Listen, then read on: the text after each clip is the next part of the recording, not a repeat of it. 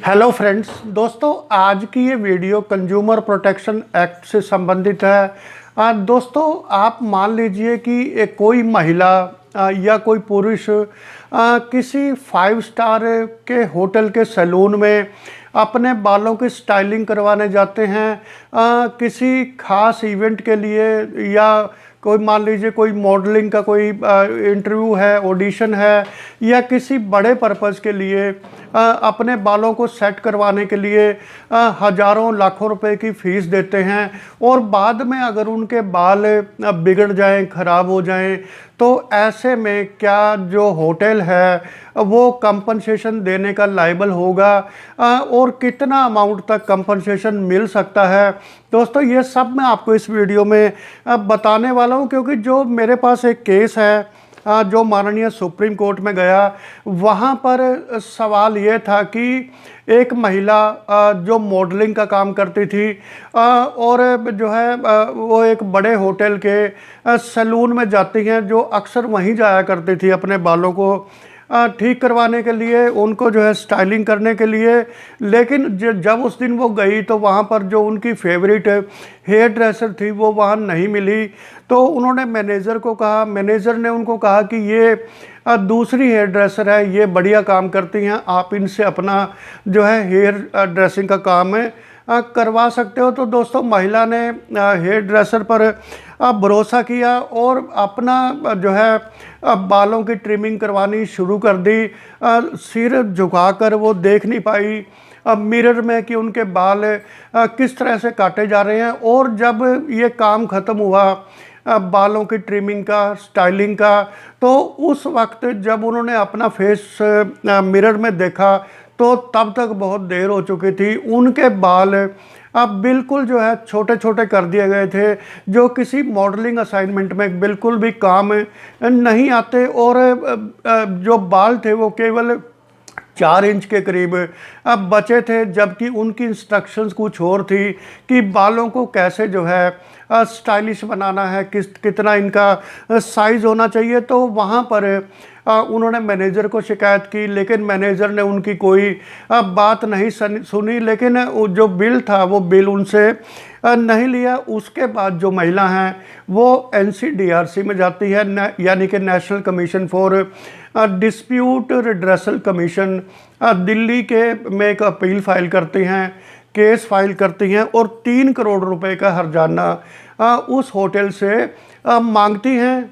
पहले दोस्तों सैलून ने दोबारा बाल ठीक करवाने का एक मौका दिया, ऑफ़र दिया कि किसी टेक्नोलॉजी के को यूज़ करके हम इन बालों को जो है अच्छा कर देंगे, स्टाइलिश बना देंगे। लेकिन दोबारा फिर उनके बाल बिगड़ गए, जो किसी भी मॉडलिंग असाइनमेंट या अन्य चीज़ों के लिए दुरुस्त नहीं थे।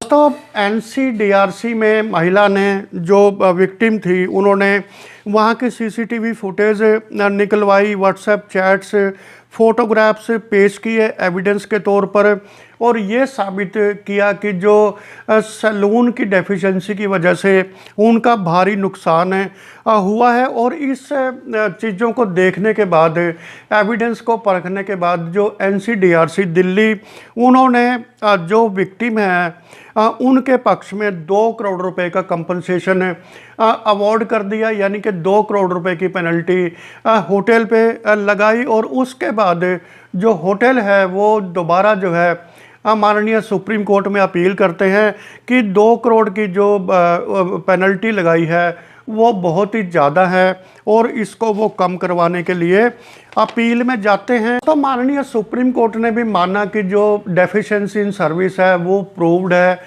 NCDRC के फाइल पर, इसलिए उसमें कोई भी इंटरफेयर करने की ज़रूरत नहीं है। लेकिन 2 करोड़ का कंपनसेशन उसको क्वांटिफाई करने के लिए माननीय सुप्रीम कोर्ट ने जो पेटिशनर थी, यानी कि रेस्पोंडेंट थी इस केस में, उनको जो उनकी प्रेजेंट जॉब के बारे में और उनकी जो है इनकम के बारे में, मॉडलिंग असाइनमेंट्स के बारे में जो पास्ट में हुई है या जो फ्यूचर में होनी है, उनका पूरा ब्यौरा मांगा।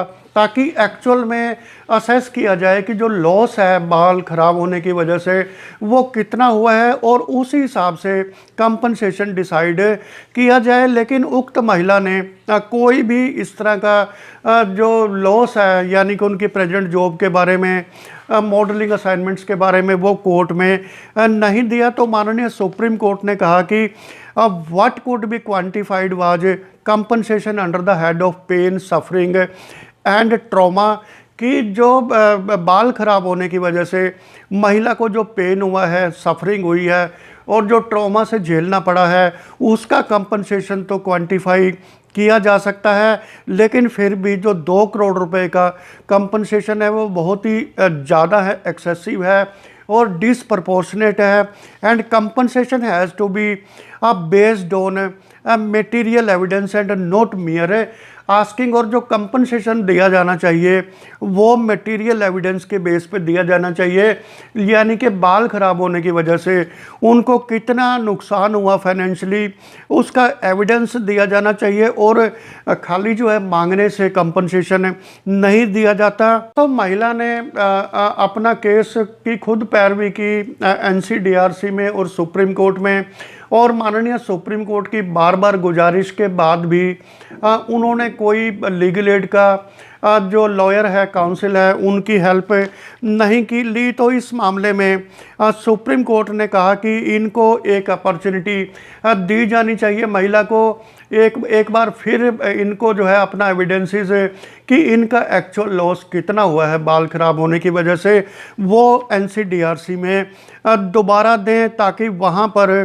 पूरा का पूरा क्लेम दोबारा क्वांटिफाई हो। और इन ऑब्जर्वेशंस के साथ माननीय सुप्रीम कोर्ट ने ये मामला फिर NCDRC में भेज दिया कि पूरा एविडेंस आने के बाद एक प्रॉपर एक बैलेंस्ड कंपनसेशन उनके हक में दिया जाए। और इसके साथ माननीय सुप्रीम कोर्ट ने NCDRC ने जो 2 करोड़ रुपए कंपनसेशन का आदेश दिया था उसको जो है सेटिसाइड कर दिया और मैटर को दोबारा NCDRC में रिमिट कर दिया कि वो एक अपॉर्चुनिटी दें महिला को कि वो बताएं कि 3 करोड़ रुपए का जो कंपनसेशन वो मांग रही हैं उसके संबंध में उनके पास क्या एविडेंस है कि किस आधार पर उनको इतना कंपनसेशन दिया जाना चाहिए। तो डायरेक्शन दी माननीय सुप्रीम कोर्ट ने NCDRC को कि वो दोबारा केस की सुनवाई करें और इसमें जो भी अप्रोप्रिएट कंपनसेशन है वो महिला के पक्ष में अवॉर्ड करें। तो दोस्तों आज की वीडियो में इतना ही, मिलता हूँ एक नई वीडियो के साथ। Have a very nice day, tata, bye bye, take care.